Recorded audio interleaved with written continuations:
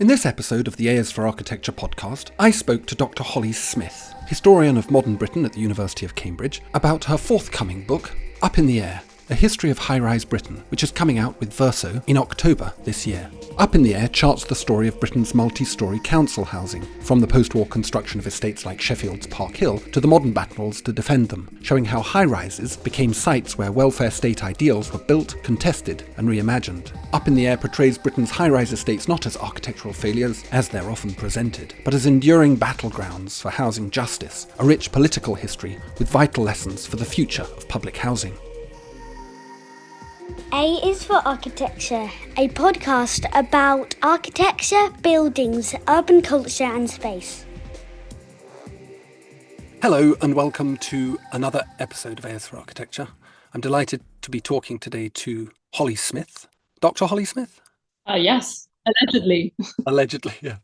As my children would say, but not a medical doctor. And we're going to be talking about your forthcoming book, Up in the Air, A History of High-Rise Britain, published by Verso. Thanks, as I say, for joining me. Holly, before we go and start in on that, would you be so kind as to introduce yourself? Yeah, thanks, Ambrose. Hi. So my name's Holly Smith. I'm a historian of architecture and protest. I'm essentially an urban and architectural historian, but I'm very interested in politics, and that very much undercuts all of my work. I'm a fellow at St John's College at the University of Cambridge, and I've recently finished a PhD at University College London. Fantastic. And who supervised your PhD? What was that on? My PhD was supervised by Florence Sutcliffe-Braithwaite, who's a political historian who people might know. She's a regular contributor to the LRB, the London Review of Books. And my PhD was on a history of sort of reception of high-rise housing. I'm very interested in residents and their political lives, particularly the way that they formed tenants associations or campaign groups to push for change in their homes. Yes, it's a fascinating subject and a fascinating study you've written about it. And I assume this book is the consolidated and how would you say, popularized writing of a PhD thesis? I suppose. I hope it's rather a lot better than my PhD thesis. That's what I said. I said popularized. I think it's. I hope that it's cut some of the academic chaff. But yes, it's essentially the summation of 7 years of archival and historical research that I began actually as an undergraduate. So it involves some work that I did when I was about 20 in an archive in Sheffield, working on the Park Hill estate, which is a huge, very eye-catching estate that anyone who's come into Sheffield on the train will recognise because it's on your right, this huge hill town metropolis. And then I went on to do a master's on the Ronan Point scandal, something I was very interested in. I found an amazing cache of archival files in the National Archives in Kew in London about the Ronan Point scandal, which is a sort of a real touch point in so many urban histories. But I was absolutely shocked that nobody had been through all of these amazing documents, at which point I also met an activist named Sam Webb, who was in his 80s, who'd been working on Ronan Point style blocks for a very long time on investigating them. And talking to him and going through these files, I essentially realized that this was a much bigger story than just one building. And that's what really inspired me to do the PhD. So the book is really a summation of all of those years of research in one hopefully digestible go. Yeah, for sure. How did you come to start thinking about, obviously you've given the chronology. Why high-rise? Is it something that is particularly underwritten from a political and social positioning? There's a lot of it in architectural sort of presentations and books around the kind of sexy modernism, but it's not written up in the way that you are engaging with it? Yeah, I think that's definitely true. I think if anything, high rise is somewhat overwritten about to an extent that I often found that what I was reading about high-rise, which was so often, vociferously negative, and coming from a way that was deeply sort of inflected by the taste and subjectivity of the author. And I was very interested in sort of putting this into historical perspective, and also, as you implied, to try and tease out some of these voices, which are so often missing. So this history from up high, from below, essentially. And I'm very interested in, I suppose I first got into this because I was very interested in interrogating the history of the welfare state. And council estates are a key site in which the welfare state was spatialized. And as a historian, I'm very interested in architecture and buildings as an analytical lens, because I think the built environment is an archive which is all around us. What other archival work of art can you go up to and touch and walk into and inhabit? And this is something I'm often trying to emphasize to my students, is the excitement of this living archive, which is all around us. So that's essentially what led me into the interest in council estates. And high-rise is this sort of especially visible and conspicuous symbol throughout cities that everyone can see, so everyone has an opinion on it. But I was very interested in going behind the facade, what's happening beyond just the exterior, which we all love to mouth off about. We do, and we mouth off specifically about that post-war mid-century period of high-rise, because of course London is now, and many city centres, Leeds, Manchester, Birmingham, riven by high-rise, but this is commercial high-rise now, and social high-rise has stopped. Yeah, I mean, new social house building has really petered out. I think that's something that's consistent across the sector. But specifically going high with social housing. I mean, there is a lot of, say, for example, tenement housing in Scotland, or a fair amount of other stuff that's built for social rent, that kind of thing. But it's never in this specific form. That's true. I mean, I think that is also because there was a feeling from the 70s that this was a form that we really had to move away from because it was sort of so controversial. And also because it was, I mean, building high is incredibly expensive. Even those post-war tower blocks, which I think lots of people see and think, oh, they just put this up on the cheap. I think crucially that it was an unbelievably expensive way to build. The most economic way to build, really, in the post-war period and remains today, is sort of the 4-story maisonette model with two maisonettes on top of each other. Because you don't have to put in a lift at that height, for instance, and lifts are very expensive. And really, the turn away from high rise really comes when, in the late 60s, when the central government reins back its previous subsidy on building high, which they'd pushed in the post-war period, because they realised that even if you're subsidising local authorities, the cost is still being borne by the taxpayer, by the Treasury. Mm-hmm. And I think this is the secret reason that actually people moved away from high rises, that it was just too expensive. And I imagine, and you've mentioned Ronan Point, and we'll come to Ronan Point in a bit, but I imagine the insurance premiums were just punishing.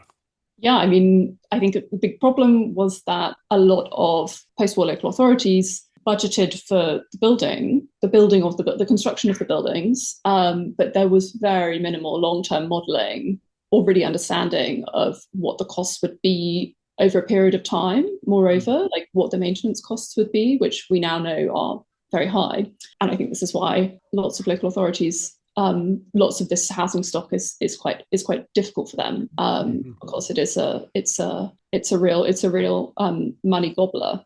Your book has this lovely title, Up in the Air, and I think it's pertinent to where I hope we could begin, which is a sort of discussion of, or perhaps you could explain where this movement came from. And the Up in the Air seems to me to be quite a fairy tale-ish, utopian, elegant phrase about a thing. Where did it come from? Because it's not typical to the human species. We do live low. We do live in bungalows, mostly, or up to 5 stories, I guess. Who was behind it, and what was the thinking that drove it? Yeah, I mean, just briefly on the title, my intention for the title was sort of a double entendre that up in the air gestures to, on the one sense, the physicality and of these buildings and the experience of people living there. But I'm also trying to indicate this interesting level that I think opinions were still up in the air. These were spaces of possibility and complexity. And the title is inspired by a community arts project of the same name, which was established in Liverpool for a few years in the early noughties. And I really just thought it was such a wonderful summation of all of these interesting thoughts. But to go back to the central question, which is about where this all comes from, following the urbanization which accompanied the Industrial Revolution in the 19th century in Britain, Britain's urban conurbations really started to sprawl out into the countryside. So anyone who's taken the Piccadilly line has a sense of that it just sort of goes on and on right up north. And it's amazing seeing maps of London's sort of metropolitan area, how it just absolutely rockets, like you've just sort of cracked an egg that's sort of spilling out by sort of the 1920s. And by the early 20th century, this was really becoming a major concern to lots of people, this sense of sprawl, one of whom was Clough Williams-Ellis, who was a rather eccentric but quite influential architect and figure who wrote a book called England in the Octopus in the 1920s, which I think is a sort of interesting metaphor for this idea of the tentacles of the city pushing out. And he was particularly frustrated by ribbon road development. So this sort of unplanned, laissez-faire, speculative sprawl. One possible solution that was mooted to this in the early 20th century was Ebenezer Howard's Garden City. So thinking about things like Letchworth Garden City and Welwyn Garden City. Garden cities, the idea was that we want to get past this sort of dirty, mucky, horrible, overcrowded Victorian city, and we should instead be decanting people out of the city into new satellite cities, which would be green, and they wouldn't just be commuter belts, they would be places where you could have industry and leisure facilities, this sort of thing. So Ebenezer Howard's idea was that, for instance, the population of London would be reduced to a fifth of its level at the time. Down from about 10 million? I'm not actually sure of the figures, but I know it's the area governed by the London County Council at the time. But this idea of dispersal doesn't necessarily appeal to everyone. Overcrowding and dereliction had obviously made old inner city lodgings unpopular for many of the poor, but many people equally resisted the prospect of being shipped out to distant places far from their communities and their workplaces. So in the 1930s, subsidies were introduced to encourage local authorities to build upwards on inner city sites, which obviously have high land values. So some cities started doing this. So places like London and Liverpool, Glasgow, to a lesser extent, Leeds. So for instance, for dock workers, it was vital to have housing right by one's workplace. So this is not a commuter profession. That's why you see so many 5 to 6 story blocks going up in Wapping or Liverpool at the time. And at this time, sort of the high rise of the interwar period is really the 5 to 6 story tenement block. So building upwards was a way to address two spectres from the Victorian past. One was overcrowding and the other was sprawl. At the same time, the modernist movement in architecture was also emerging. There's also this excitement about the possibility of unlocking access to air and light by building further up. Lots of modernists were advocating high flats not as a means of crowding more and more people into a given area. Crucially, the whole idea was that you would release more ground for space for parks, gardens, roads, community amenities. But still, by the time of the beginning of the Second World War, flats are still only like 5% of subsidised housing in the interwar period. So this is still very much a small minority movement. But after the Second World War, we're in a context where we're dealing with terrible bomb damage. The housing stock that remains is in a real state of decay in many places. And I think the crucial thing that happens actually after the war is the introduction of green belts. So the green belt is established around London in the very late 30s. And then there's a recommendation from the Ministry of Housing and Local Government that other conurbations should be doing this too. And this creates something that has been known by high-rise historians as the land trap, this idea of high land values inside the city, but suddenly the cities can no longer just ooze out as they previously did. So in the post-war period, in the early post-war period, we really see a sort of joint strategy of two prongs. One is high-density inner-city redevelopment, and the second is new towns outside. So there are lots of people at the time, lots of architects and planners who are on different sides of this debate. Some are really pushing for dispersal, the sort of garden cities lobby. And then there are others who are saying, actually, density is a fantastic thing. This is what makes cities so exciting. We need to be offering both these choices. In the late 50s, there are all these subsidies which are introduced to essentially encourage high building on inner city sites to make this cheaper for local authorities. As I'd mentioned before, high-rise development was a very expensive way to build. But I think another motivation is not just sort of this realpolitik, but it's also, I think it can be hard to understand this today because I know that lots of people think differently. But the idea was that these would be beautiful landmarks in the city. And there was a big sense that these Victorian endless low-rise terrace vistas in cities, they were monotonous, they were dull. And there was this idea that we should have some more variety. And for instance, that a high-rise building could essentially be the 20th century equivalent of the church spire. It would be something to latch onto and to create an interesting townscape. This is very much a very key idea in the 50s. And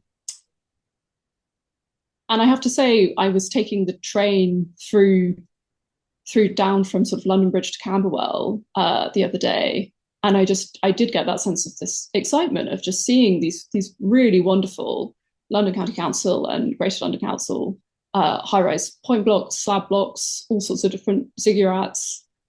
And I was like, yeah, I really get it. I really get that feeling that this was going to be an enhancement to the urban scene.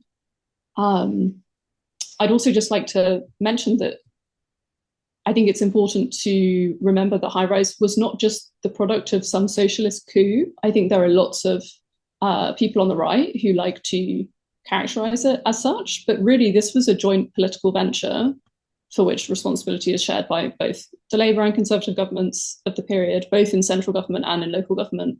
Post-war reconstruction was really fired by electoral promises from both sides of the ring, of both parties trying to outbid each other and how much they were promising they were going to deliver. So whatever we think of high-rise, I think this is certainly something that we have to accept is a matter of it was a matter of bipartisan agreement for some considerable time. Thanks, that's really clear. And you've sort of talked through the political economy aspects of it and touched, I suppose, on that architectural aesthetic of the monolith, of the monumental building, of the point of orientation within ever larger urban scapes. But was there a kind of philosophical driver here? Was there an idea that there was something to do with ethics and that in some way the point block, the tower block, represents a new ethical framing of society? Obviously, you have characters like Le Corbusier and Abercrombie and the fellow up in Glasgow, Robert Bruce, who kind of draw these horrific-looking images or not Abercrombie, but kind of proposing it everywhere. But I've never really worked out what the philosophical logic was? Like, what were they trying to do? What was the story they were trying to tell? Yeah, that's a really good question. I mean, I think there are three words that Corbusier uses as part of his motto, which are light, space, greenery. And I have to say, I live in a modernist flat, and those are my three central impressions when I wake up and I have my coffee and look out the window. It's like I've got this wonderful light. I feel like I'm in the trees, and the sense of space. And these concepts were incredibly revolutionary at the time, and indeed in the current sort of housing crisis that we're facing, with smaller and smaller and worse quality new builds. I think these concepts seem pretty revolutionary today as well. And I think in terms of the new ethics, there was definitely there was a lot of excitement, particularly in the interwar period, from sort of modernist young Turks, that the slab block, for instance, which is, so if you have a point block that's quite sort of straightforward, this sort of thin, skinny, tall block, whereas a slab block is a sort of longer, broader, unité style block. There were people like FRS York and Frederick Gibbard who, you know, when they were very young, wrote a book called The Modern Flat, where they talked in this sort of very revolutionary way about how this was going to transform people's relationships to one another, that we could free all of this land for everyone to enjoy. We'd be past having private gardens and just all these little subdivided plots, but everyone could club in to be in this wonderful landscape. They were very interested, lots of modernists were very interested in the Georgian period. There were lots of them very interested in 18th century landscape gardening.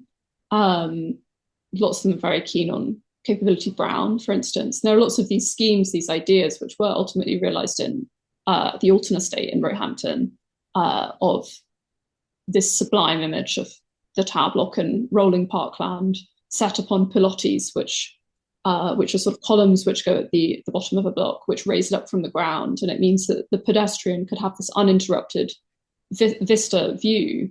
And I think lots of architects were quite, in a way that was quite compelling, were also saying that this is something that could also liberate women. It could liberate people from the necessities of housework in so many ways, because we can have labour-saving kitchens, we have communal facilities. The roofs of these blocks could be places for sunbathing or having coffee. And there's a really wonderful Corbusier quote where he says something along the lines of, isn't it really illogical to have one surface of the town reserved for a flirtation between the tiles and the stars? And by that, he's talking about our roofs. You know, if we always have pitched roofs, we can't really use them. But if we have flat roofs, suddenly we have a whole new surface and we can have roof gardens. Ultimately, this doesn't really necessarily appeal outside of somewhere very warm like Marseille. That doesn't necessarily translate to the edge of Glasgow. But as you mentioned, there are certainly these big, exciting, optimistic ideas. Nevertheless, I really do think what ultimately makes high-rise happen is this realpolitik, more than any sort of modernist visions. There's this shift. It's a financial thing, and it's also about the green belts. I think that's a crucial thing. Well, that is very useful to know. Your book is obviously, as you mentioned at the beginning, in your scholarship, academic career and scholarship, is engaged in this idea of the political, that, as you put it earlier, studying up high from down low, the organizations that emerge in these spaces. Could you talk a little bit about this? Because as I read it, your book is particularly interested in the way that these buildings become sites of activist engagement. And not always positive activist engagement, that there is an almost immediate resistance. And you've mentioned it, people like not wanting to be moved out of their inner city and sometimes oftentimes very squalid accommodation. But even then, once out there, they become sites of activism. Could you talk a little bit about that? What do you mean by this? What sort of activism are we talking about? Why does it happen? What are they trying to achieve? Yes, I guess I'm very interested in this concept of the political thought of ordinary people. Lots of intellectual historians have worked on political philosophers like Rousseau, for example, or if we think about someone like Karl Marx or George Orwell. And there's a wonderful book by a historian called Jonathan Rose, which is called The Intellectual Life of the British Working Classes. It's a history of working class thought. And I was very interested not just in user experience, which is quite a trendy idea in architectural studies now for good reason, about the history of reception, this sort of thing. But I'm very interested in something that goes beyond a history of reception, but is about a history of negotiation and sort of allocating or sort of recognizing the agency of these historical subjects. I would also mention that,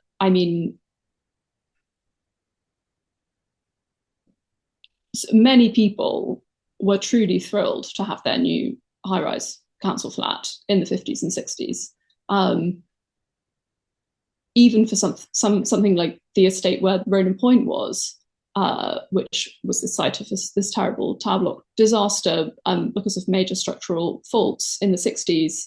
I found a wonderful piece from the Daily Mail archive of residents on the estate who were potentially about to be evacuated from their similarly built tower blocks, being interviewed about how they felt. And the journalists noticed that whilst they were all very worried, they were all desperate to hold on to these new flats. They'd just bought their G-plan suites. This was the first time they weren't living with their in-laws. There was all this space. They had washing machines, they had spin dryers, they had underfloor heating, they had baths, they had lavatories indoors.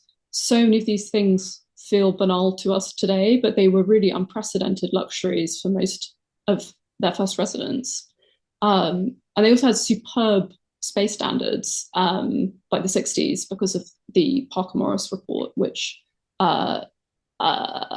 made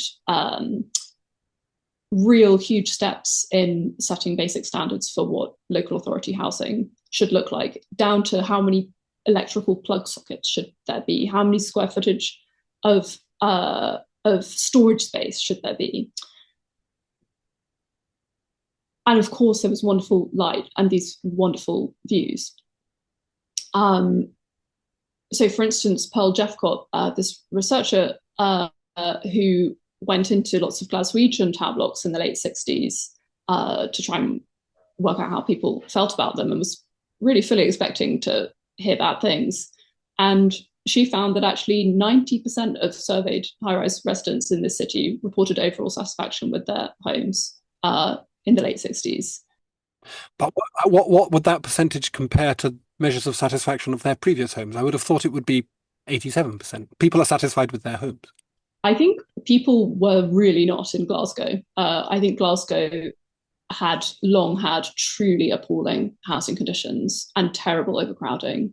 And something these first residents really mentioned was that contrast, and particularly the improvements in privacy that they got in high-rise flats, which was something that simply had not been available to most people in Glasgow before. But there certainly were moments of resistance, and there were moments of complexity. So, for instance, I went through many copies of the Newham Recorder, which is a local newspaper published in the London Borough of Newham, which is where Ronan Point was, where every week the newspaper is showing on the one side people who are resisting being moved out from their terraces and saying, we don't want to be moved somewhere else. But on the other side, you've got a story of a family saying, please God, move us out. The walls are falling down. We're all in one room. There's water coming down the inside of the door. So I think this is a time of, this, I'd like to emphasize again, this sort of negotiation of very complex change. And I think something that tenants associations really come together in frustration about are two major things. One is dereliction of maintenance duties, and the second is this sort of paternalistic over control. Lots of people are frustrated that they can't keep pets or they can't remodel their homes, that they're being over controlled. But this paternalism in many ways proved not especially effective, because one of the good things about paternalism is that at least you get looked after. But as I mentioned before, these high-rise buildings are incredibly costly to maintain. There's a big problem with lift breakdowns. Lifts are very expensive to install. They're often the most expensive part of the building, even now. And they're very complicated to fix. High-rise buildings they're particularly susceptible to stuff like wind damage and weather, because they have a larger surface area than many other buildings. It's very complicated to deal with problems in the walls, for instance, because you have to have all this scaffolding. Their internal construction is also usually complex and multifaceted, so they house multiple components, for instance, cladding, along with lift infrastructure. And there's also, what happens is that as the decades go by, and most especially during the 80s under the Thatcher government, is we really see a complete underfunding of maintenance for these buildings, which certainly comes out of the low opinion in which the government held these communities. And so out of this come a great deal of really interesting grassroots struggles and tenants associations and campaigns. One of the crucial arguments of Up in the Air, my book, is that high-rise has often been held up as the tombstone of the welfare state, this symbol that, estate planning can never work and that it's cruel and wrong. But what I hope my book shows is that high-rise housing really served as a crucible for the reimagination of the welfare state from below. I'm trying to show that through crisis and difficulty, people have appealed for improved public housing, and they've also forged progressive models for its realization. So, for instance, a great deal of tenants associations set up play flats in their high-rise blocks on several floors, with this idea that there were lots of problems around isolation for children and families who were living there. And actually, one of the early ideas for high-rise was that they would not be for children, that they would be for young couples, perhaps a young couple with a baby, or for elderly people, or for single people. But as housing waiting lists stack up, lots of local authorities end up sort of ambulancing families into these blocks. So there are play flats are a thing that come up across lots of the case studies. Another thing is the idea of a community flat, a flat where people can go to, that's where they type the newsletter, or you can buy non-perishables. Lots of residents are pushing for in-house resident caretakers. The number of caretakers really declines over the years, and this has a pretty direct correlation, I think, with the unpopularity of an estate. Concierge is something that people are increasingly interested in by the 80s and 90s to create secure access for the block. And crucially, what people want the most is rapid repair services. If one of your windows blows out in a high-rise block, that really needs to be fixed immediately, but unfortunately often would not be.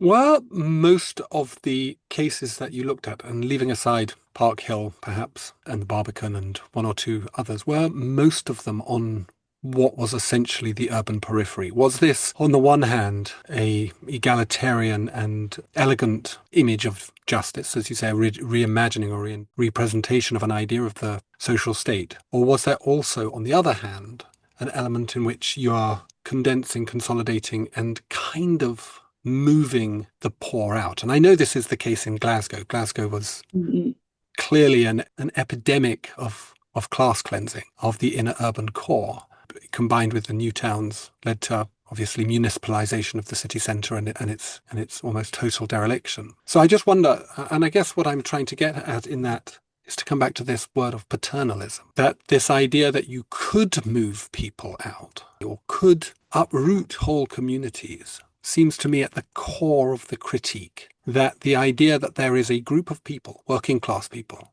whose right to dictate where they place their bodies on a daily basis, where they sleep, where they make love, where they eat, where they school their children is not a decision that they are free to make, which is, to a middle-class person like me, utterly baffling and intolerable. But it's the ultimate decision, isn't it? It's the ultimate decision any free human makes, is where do I put my body? And when a state can say, not there, here, on the 18th floor, grandma, that's a problem.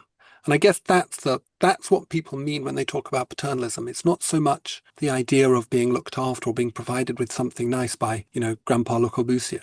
It's that they didn't have a choice.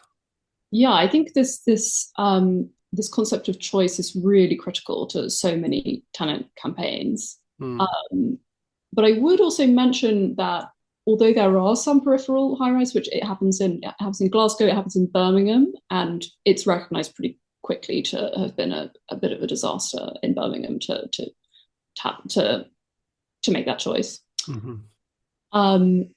Lots of high rises being built in inner cities to prevent dispersal of communities.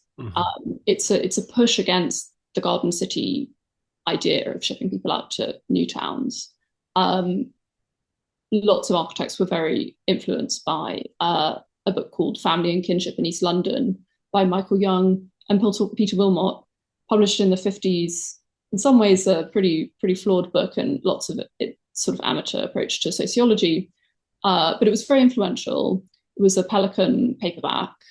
If you were a sociology student, that would be the starred reading on your way to university. Social workers were given it too. Family and Kinship in East London argued that actually the slums of Bethnal Green had lots of, although the overcrowding created problems, it also created these networks of sort of dense community life that people didn't want to be moved away from. And lots of architects say, well, yeah, this is all the more reason to build a high-rise property so that we can get people in a high density. We can keep them in the city in a high density, but without this kind of overcrowding that you would have if you tried to house that same number of people at a high density and low rise. But back to choice, I'm very interested in how residents grappled very imaginatively with, and in a very interesting way, with this idea of choice. So, for instance, one of the chapters of the book is about the Stephen and Matilda Tenants Cooperative, which was a really pioneering grassroots operation, the first local authority tenants cooperative in England and Wales, which is a little wordy, but it was set up in the 70s. And essentially what that means, the local authority tenants cooperative idea, what this means is that tenants would be fully in control of the property, its maintenance, its management, its lettings, what they would do with it, what they do with the yard, what they do with their homes. But it would remain a council estate. It would remain in the freehold of the local authority. And I think this was a really inspiring group of people who were trying to constructively resolve lots of the problems which had been thrown up by the 70s around the traditional landlord-tenant relationship and this paternalism, rather than just a disavowal of public ownership and council housing, saying, there's lots of good material here, but it's about how we manage it. And they make this very clear statement that the idea that ownership is control is fundamentally a false equation. And I really think the Stephen and Matilda cooperative is something that really could be revived today. I think it's a wonderful idea for devolution, which they spent years creating their constitution. Unfortunately, by the end of the 70s, with the Thatcher government elected, this kind of initiative very much does not become a priority for a government which is really pushing home ownership and owner occupation. But I really think that history can offer us all these very exciting models which could well be revived. And do you think that the building form itself, in some way, sort of made that Stephen Matilda cooperative style democratic engagement more likely to occur? Is it something, not just that these buildings are oppressive or poorly made or poorly maintained, but actually that they do function in a peculiar and kind of socialistic way to kind of make people conscious and conscientious about their social role? I mean, that would be a very difficult thing to prove. But is there a feeling that there is a kind of symbiosis between the architecture from the perspective of a architectural historian using material culture to speculate on, I guess, social meaning? Perhaps so. I mean, I personally do have quite a resistance to a lot of sort of architecturally determinist scholarship, which came out in the sort of 70s and 80s, really saying that architecture and environments dictate people's behavior, or they determine people's behavior. I think they suddenly influence people's behavior, and they shape experiences and behavior. But there are also many other factors, and this comes back to my point about recognizing the agency of historical subjects, particularly working class historical subjects. That's not often something that we tend to do.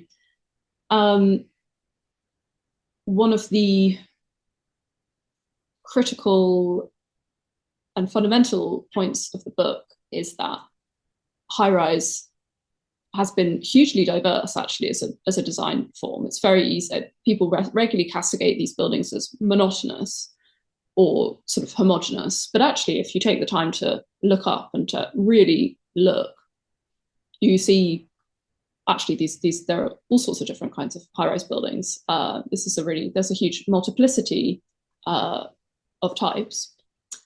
And similarly, there was a huge multiplicity of experiences.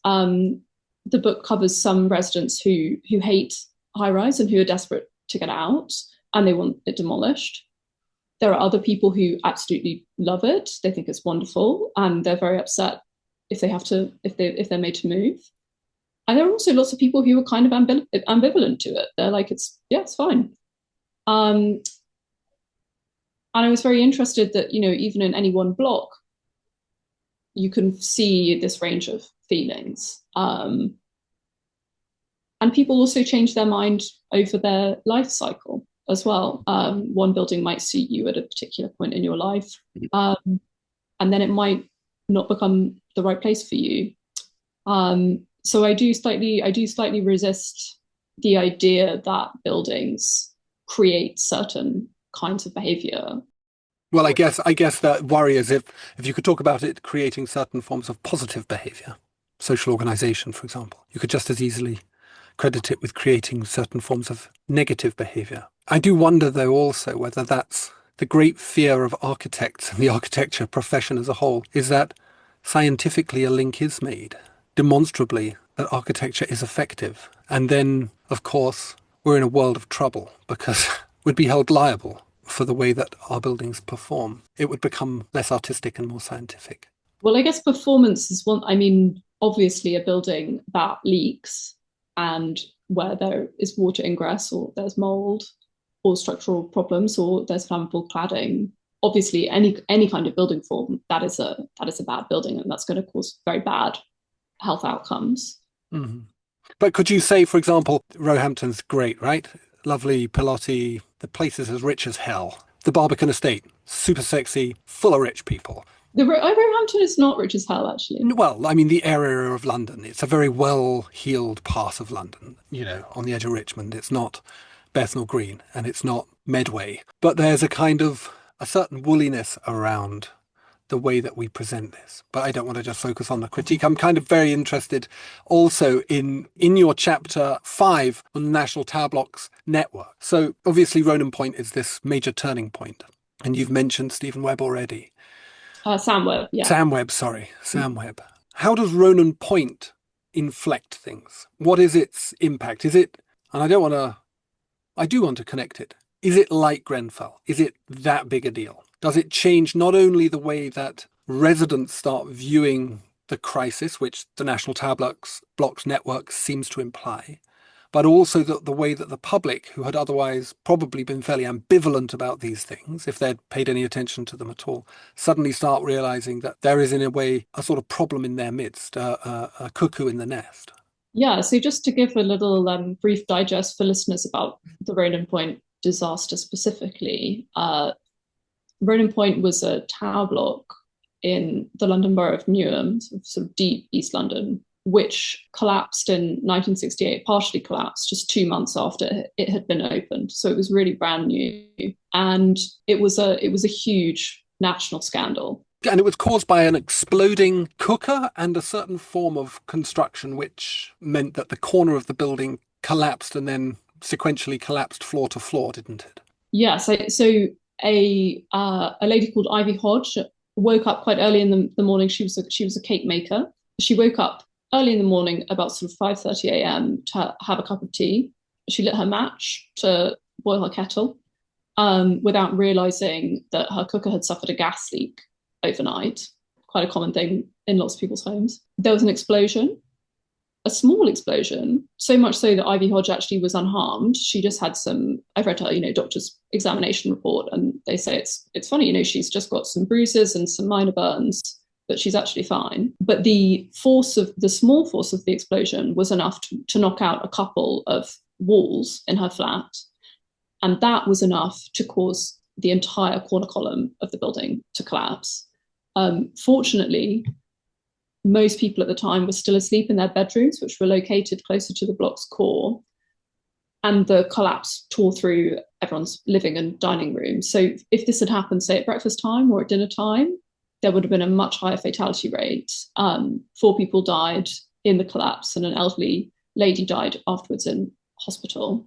And it was discovered during a national inquiry, which was held afterwards, that Ronan Point hadn't collapsed just because of this gas explosion or because of an explosion of exceptional size, but rather like Grenfell, at Grenfell it was a small fire started by a fault in a fridge. What started as a small domestic incident had absolutely disproportionate consequences. And this was because Ronan Point was built with large panel system construction, which was a form of industrialized building, sort of housing from the factory, if you will, whereby the building lacked an internal frame. So it didn't have a steel frame, it didn't have a reinforced concrete skeleton inside. It was essentially constructed like a house of cards, with one prefabricated blocks sort of stacked up on another, which meant that if one load-bearing wall, all the walls are load-bearing, and if one wall gives way, suddenly the whole structure is compromised. And Ronan Point caused a huge national scandal because it became clear that this was not an isolated incident, but in fact there were many other blocks which had been built just like Ronan Point across the country in the 60s. In the 60s, there was a huge state housing drive, and this was the decade in which high-rise really took off. I would say not all high-rises built like Ronan Point, but there was a sizable proportion which were. And I think the Ronan Point scandal has often been held up as a sort of death knell for modernism, for high-rise, and for council housing. And I don't think that it's all as simple as this. I think that the Ronan Point scandal represented essentially a tragic inversion of the promises of the welfare state. The political culture of post-war Reconstruction had been fatally high-handed, and this was shown here. So local authorities had resorted to the very same cost-cutting measures for which old slum landlords were so resented. And what I think is interesting about the British public in the post-war period is that there's a historian called Alistair Cartwright who's wrote a fantastic PhD on rented rooms in London. And he talks about how many people in the British public had this dual sense of grievance and optimism after the Second World War. There was a feeling that there had been all of these sacrifices that had been made, and there was a new welfare state, which was giving people, free milk and orange juice and free dentures. And in lots of ways, the welfare state was making people feel that they were worth something. They were worth something more than they'd have been treated before. And as was a rise of post-war affluence as well. But there were also grievances that there were lots of ways in which the welfare state was disappointing them. And similarly, affluence, the percolation of affluence, the trickle down was not going down that far. Poverty is still sort of a major structuring experience. And I think this helps us to understand what happens after the Ronan Point disaster, which I think is that the state was met with very powerful public demands for improved housing provision. Divorced from private enterprise, this is a big thing that comes out in lots of letters to the inquiry, is that people are very frustrated with the fact that Ronan Point was built by these sort of system builders, these package deals, by private contractors who had taken on responsibility for the engineering, the design, the construction, and there was corruption, dodgy deals going on. Unskilled builders were being paid with bonuses based on how quickly they put up all the floors. And lots of people are saying, this is not what we were promised. We were promised to be protected by the state. And I think there are these real calls coming for an improved state housing provision, which is divorced from private enterprise and responsive to the user voice. There's this idea that the post-war settlement needs to become less of this sort of early Fabian paternalism, which had so defined the welfare state up to that point. And it needed to become something more participatory, more egalitarian, and more accountable. I think it was also a major blow for modernism, the sort of public reputation of modernism. But in some ways, this is rather unfair. Because many modernist architects were condemning the use of these kinds of system-built package deals. They were saying, this is not architects' architecture. So, for instance, when Erno Goldfinger, the architect of Trellick and Balfron Tower, which are two really superb examples of really wonderful, crafted high-rise architecture, when he was asking in an interview about Ronan Point, he was like, "Don't even mention it to me. That's nothing to do with what I'm doing." And Sam Webb, for instance, who was an architect and an activist who dedicated his life after the Ronan Point disaster to making sure that it could never happen again. I'll quote him now, and he maintained that blaming Le Corbusier for this is like blaming Mozart for Muzak. And I think that's quite a good way of understanding what happened at Ronan Point. I don't know. I think that there is a strong argument to say that the kind of modernist alienation, the objectification, le moduleur kind of model of the resident, that idea of being able to package humans up into a single 6-foot-tall man, lends itself inevitably, as night follows day, to factory production. It's the same logic. Le Corbusier had good clients. He was a genius. Erno Goldfinger didn't live in one of his tower blocks. He lived in a very nice house in Hampstead, but he was a good architect of big buildings. And he did live in one of his tower blocks to test it out, actually, for a few months. And he had all the tenants over for champagne. So I think of all of them, I'm minded of Jarvis Cocker here. I'm minded of Pulp, but I do think there is something worth exploring around. For me, there's something worth exploring about the relationship. And again, I don't want to go back to this kind of deterministic idea, but there is something worth exploring about the way that the common man was conceptualized in the 19th and first half of the 20th century, which had obviously very little, treated them worse than they would treat their animals, worse than they would treat their dogs, shoveled them into trenches, shoveled them into slave ships, shoveled them into Auschwitz. Architecture doesn't get to stand aside at the same time as claiming centrality to the culture. It doesn't get to say, not that, but this, because that gets us to Grenfell, right? That's precisely what Grenfell is. It's us standing back and saying, well, we're doing cladding on the outside of your building, you lucky, lucky poor people, and don't blame us. And I think that's not good enough. I mean, I think a big part of it is about this diffusion of responsibility, right? Which is a similar situation as at Grenfell, which is that there were so many stakeholders involved in the refurbishment, the quote unquote refurbishment of Grenfell Tower, to the extent that everyone thought that somebody else was going to just do the check the fire regulations. I think it's certainly a good point that, I think there was a big sort of fracas in the architectural press after Ronan Point, where Hugh Wilson, the president of the RIBA at the time, major modernist architect, wrote an editorial. He wrote a piece in the Times saying, I'd like to remind everyone that of the Alton estate of Roehampton, how carefully conceived that was, and how Ronan Point is the opposite of what we're trying to do. This idea of putting he refers to sticking point blocks onto handkerchief-sized little sites in dense areas already without thinking about community facilities or amenities or green space. That this is a terrible inversion of what we were trying to do. But I certainly think that these people can't be let off the hook. I mean, lots of people responded, lots of architects responded. So I think the AJ responded to Wilson saying, well, we have to take responsibility for the fact that we've allowed ourselves to be sidelined. And also for this idea of the society of the machine, I think it's very interesting to understand the logic behind prefabrication, which in many ways was very compelling.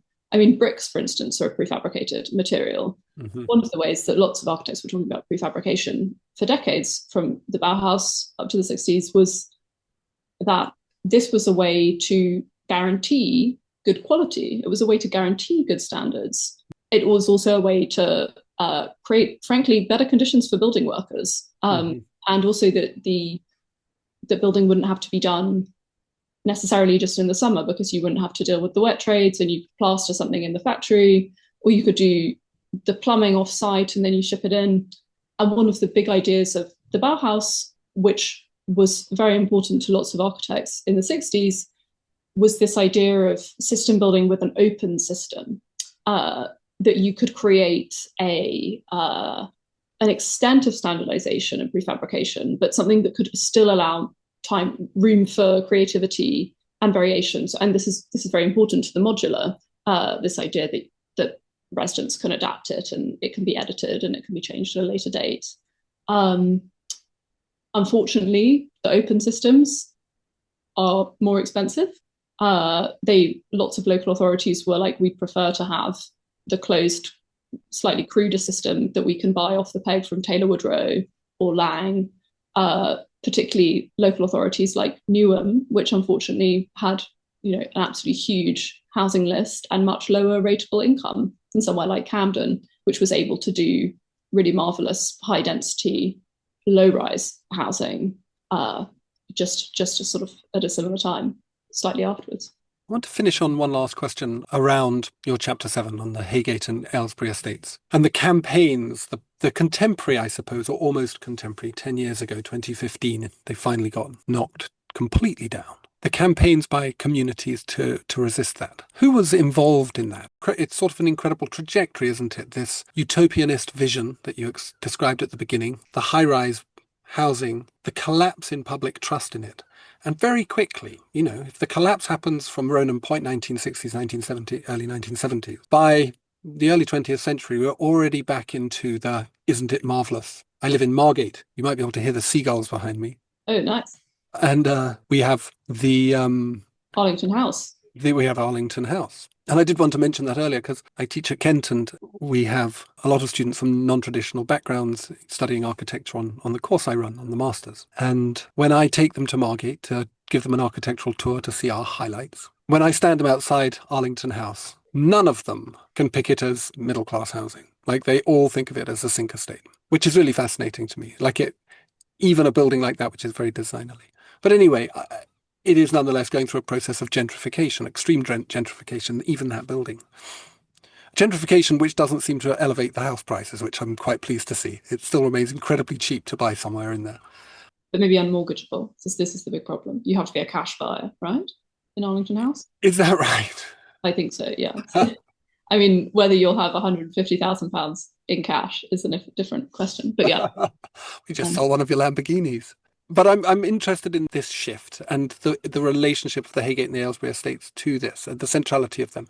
What did you find that these kind of last moments of these two particular estates was an instrumental process, and how did that resistance emerge? What constellation of actors were involved in that?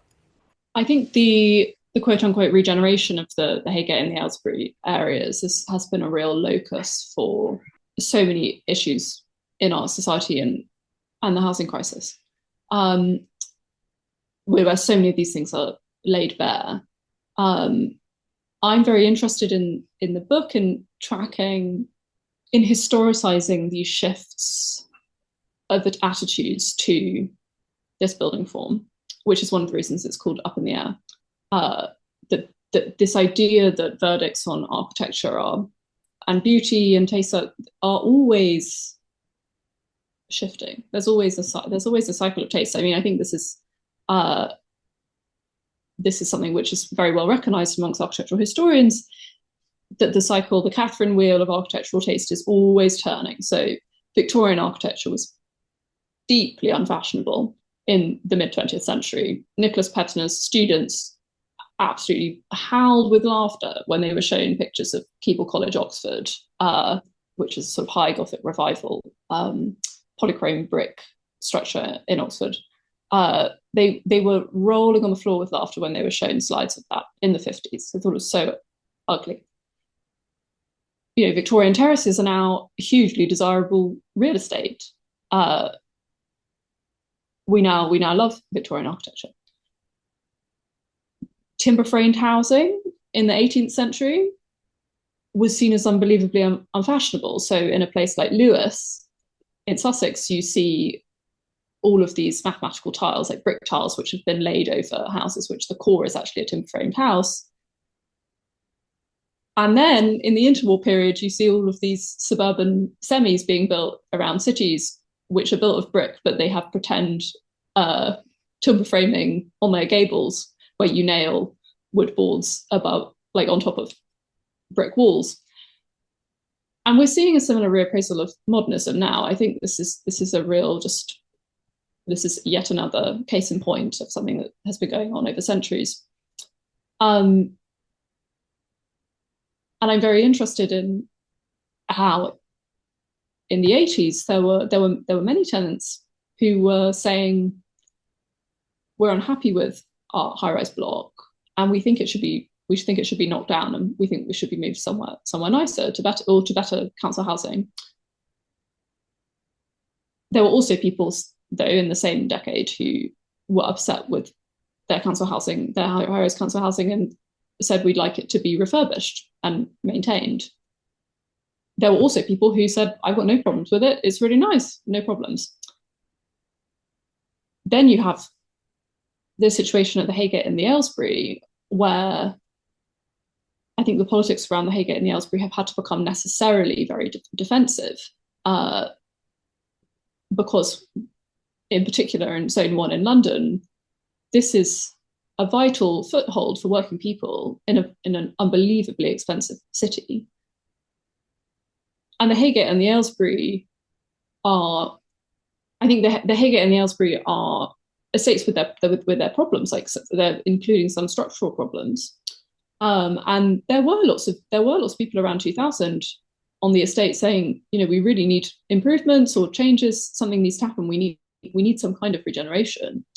But it has become very clear that whatever regeneration is going to happen is certainly not going to be one which creates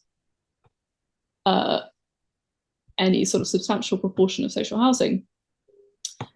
And suddenly these estates, these problematic structures they've come to represent a last bastion of a fading welfare state. And lots of people understandably feel very attached to that. So there's been a lot of calls for preservation from working class communities.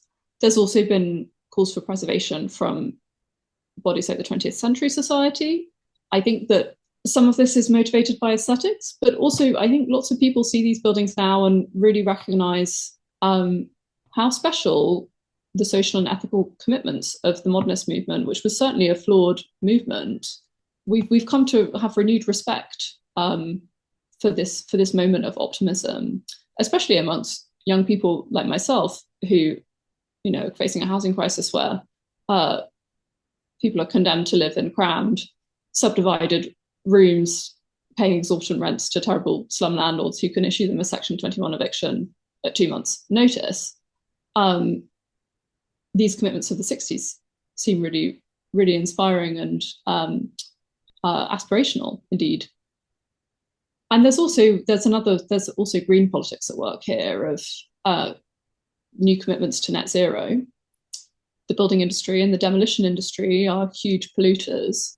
And I think we are now at a real hinge point at which we really need to weigh up factors like embodied carbon, wastefulness. These are becoming issues that really were, these were not even on the table in the 70s, 80s, or 90s. So I think there was a real coalition involved around the Aylesbury and the Haygate. which really, I think, reinforces the sense that there's a real constellation of actors who were involved in this new moment that we have of a reappraisal of council estates and of high rise. And also we're suddenly seeing that some of the buildings which replace the Haygate and the Aylesbury are so much taller, so much more high rise than the Haygate and the Aylesbury ever were. And it shows that high rise, exactly as I was saying about this factor about environmental determinism, high rise can be a symbol of both poverty and exclusivity, of luxury and deprivation, of privacy or community. I think that really just reinforces how up in the air so many of these these symbols are. Wow, what a point to finish on. Perfect landing. Well done. Thank you so very much, Holly. That was brilliant. No, you're so welcome.